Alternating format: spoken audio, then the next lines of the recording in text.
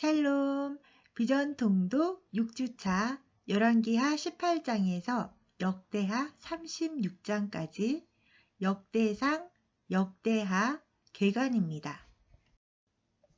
역대상, 괴관입니다. 역대기는 어떤 책입니까? 역대기는 역사에 대한 책으로 구원의 역사에 초점을 맞추고 있습니다. 구조 자체는 구원의 역사이고 언약으로 시작해서 성전으로 끝이 납니다. 1에서 10장까지는 다윗 왕조와 유다 지파의 계보가 등장합니다. 11에서 29장까지는 언약과 성전으로 살펴볼 수 있습니다. 멸망으로 끝나는 이야기 속에서 구속사는 어떻게 흐르고 있습니까? 열왕기와 마찬가지로 역대기는 왕정시대의 이야기입니다. 왕정시대의 결말은 멸망입니다. 그러나 역대기는 메시아 왕국이라는 매우 중요한 의도를 가집니다. 족보를 통한 구원 줄기의 핵심이 예수 그리스도라는 이야기로 전개되는 것입니다. 구원 역사의 족보를 기록한 목적은 무엇입니까? 역대기의 기록 목적은 포로기 공동체의 정체성을 확립하기 위한 것입니다. 그리고 우리 마음에 메시아 왕국이 임한다는 것을 보여주려는 것입니다. 지나온 과거의 역사인 성경이 현재 우리에게 전달된 것은 역사책을 공부하기 위함이 아니라 지금 이 땅에서 그리스도인으로 사는 성도의 목적과 정체성을 확립시키기 위함입니다. 그리고 메시아 왕국의 임재를 설명한 것처럼 내 안에 임마누엘 대신 예수 그리스도가 어떻게 살아주시는가를 이야기합니다. 이것이 역대상 구원족보의 족보 내용입니다. 역대상에서 언약은 어떻게 성전으로 연결됩니까? 역대상의 뒷부분은 언약, 아담의 언약, 아브라함의 언약, 다윗의 언약이 성전으로 연결되는 것을 보여줍니다. 아담의 언약은 여자의 후손에 대한 언약으로 이것은 그림자와 같습니다. 아브라함의 언약은 자손에 대한 언약으로 구원의 모형도를 보여줍니다. 그 후 다윗의 와서는 다윗의 자손 예수 그리스도에게 초점을 맞추어 성전을 통해 설명합니다.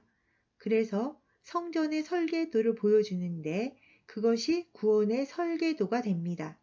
그림자 같은 언약들이 점진적으로 성취되고 성전 건축과 재건축 등을 통해 구원의 언약으로부터 출발해서 성전으로 완성된다는 것을 보여주려는 것입니다. 구원 역사의 족보, 열왕기와 역대기의 차이점은 무엇입니까? 열왕기는 선지자적인 관점에서 쓰인 책으로 죄의 삭은 사망임을 이야기합니다. 역대기는 제사장적인 관점에서 쓰인 책으로 하나님의 은사는 영생임을 설명합니다.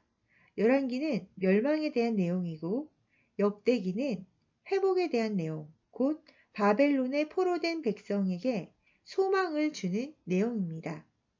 족보가 보여주는 의미는 무엇입니까? 역대기는 하나님의 구원 역사를 연대기로 정리해 놓았습니다. 성경은 구원에 이르는 지혜를 설명합니다. 디모데후서 3장 15절. 아담에게 약속하신 여자의 후손이 아브라함의 언약으로 이어졌고 아브라함에게 약속하셨던 것이 1000년이 지나 다윗에게 그리고 다윗에게 언약하셨던 그 약속이 1000년이 지나 예수 그리스도에게로 연결됩니다. 구원의 역사는 이렇게 족보를 타고 흐릅니다.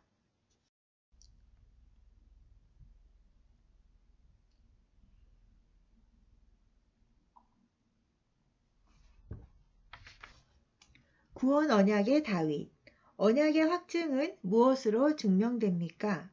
하나님의 구원 역사는 족보를 통해 성취되어 간다는 것을 보여주고 있습니다. 그 성취가 현실에서는 성전으로 증명됩니다.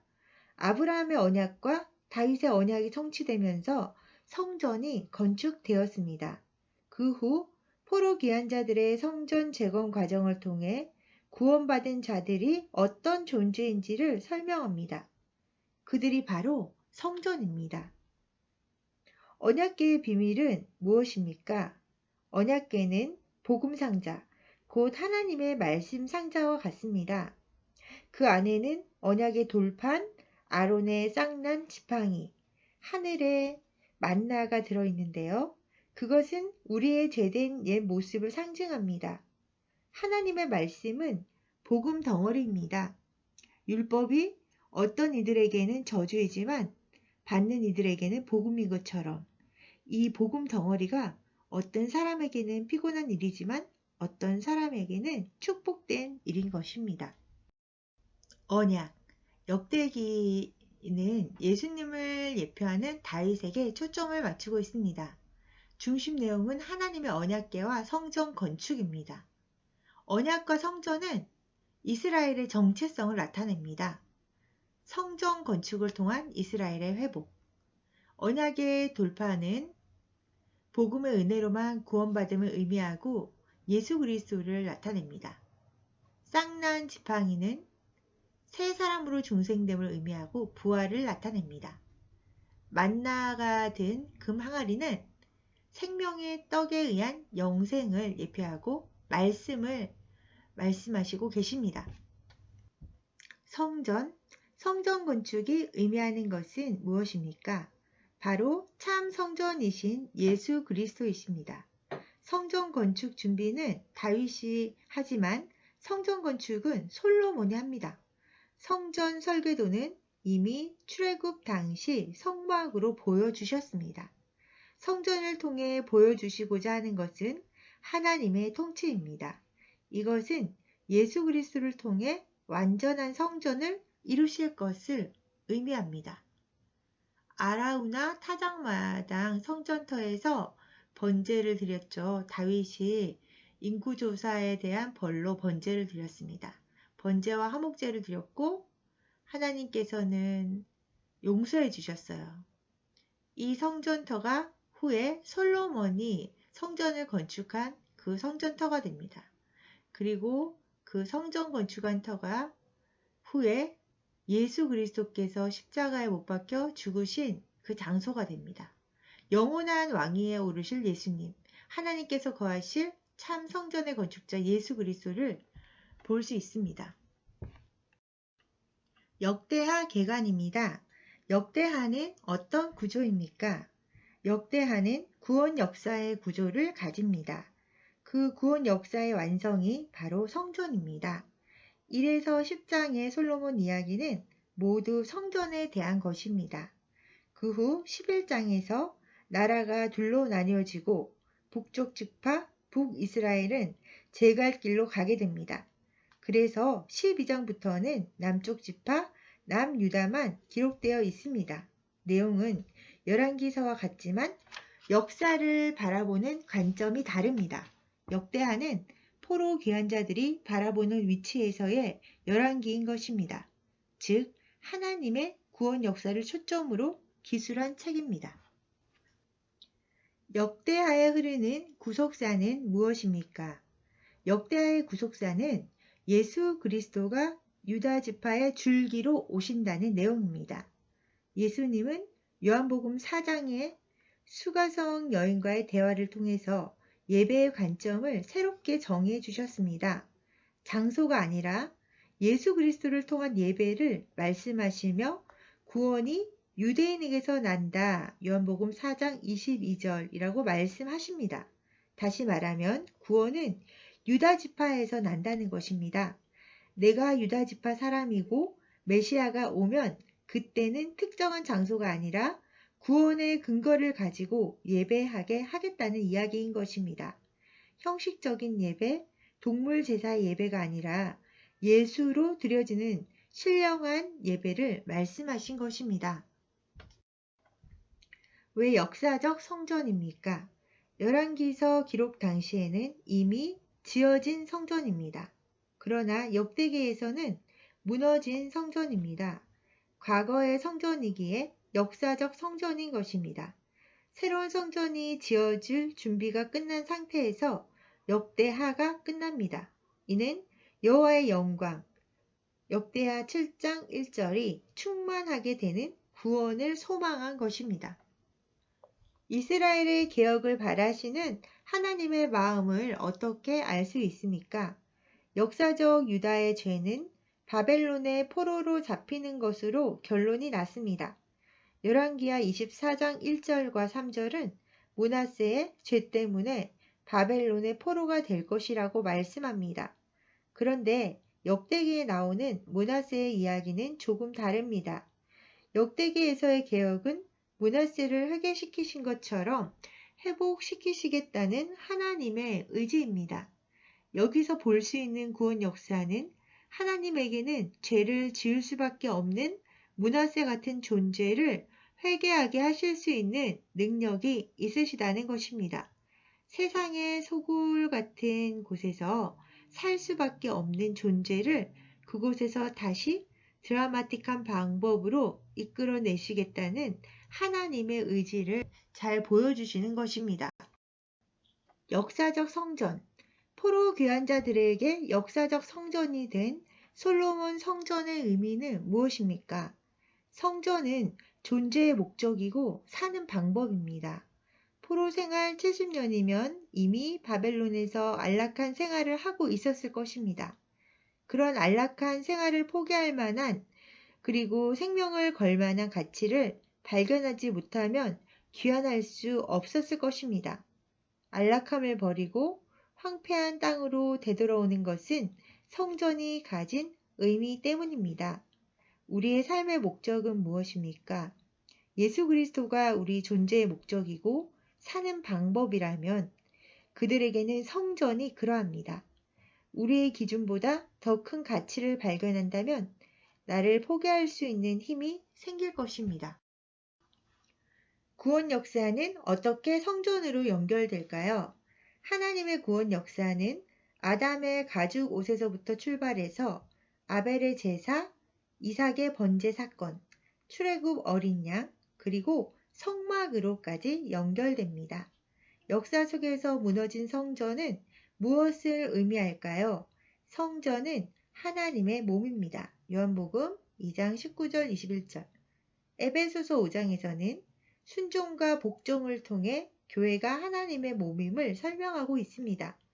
역사적 성전의 원형이신 예수 그리스도로 새롭고 거룩하게 지어져 가야 한다는 것입니다. 북쪽 지파에 대한 간단한 언급의 의미는 무엇입니까? 북쪽 지파에 대해서는 한 장을 할애합니다. 왕국 시대는 궁극적으로 메시아 왕국을 상징하는데 분열 왕국의 궁극적인 의미는 메시아 왕국과 다른 왕국이 있다는 것을 설명하기 위함입니다. 두 왕국의 차이점은 성전에서 하나님을 섬기는 다윗의 길과 금송아지 우상을 섬기는 여로보암의 길입니다. 하나님의 언약을 배반한 북쪽 지파는 구원의 줄기에서 벗어났음을 말해줍니다. 유다의 개혁 1. 북왕국의 제사장과 레위인이 주는 교훈은 무엇입니까? 북왕국은 모두 하나님을 버리고 다른 길로 갔습니다. 그러나 북왕국의 제사장과 레위인은 여로보암의 길에서 돌이켜 예루살렘으로 돌아옵니다. 역대하 11장 16절. 이들은 어떻게 은혜 안으로 들어올 수 있었을까요?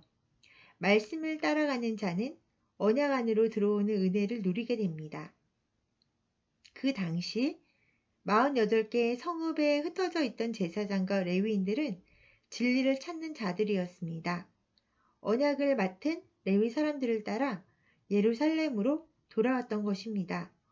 언약은 예수 그리스도를 통한 구원을 예표하고 있습니다.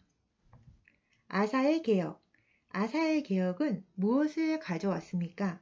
아사의 개혁의 외적인 성과는 전쟁에서의 승리이고 내적인 성과는 마음의 평화입니다. 왕같은 제사장인 성도의 기준은 말씀입니다. 말씀이 개혁의 기준인 것입니다. 성경 읽기는 개혁의 시작입니다.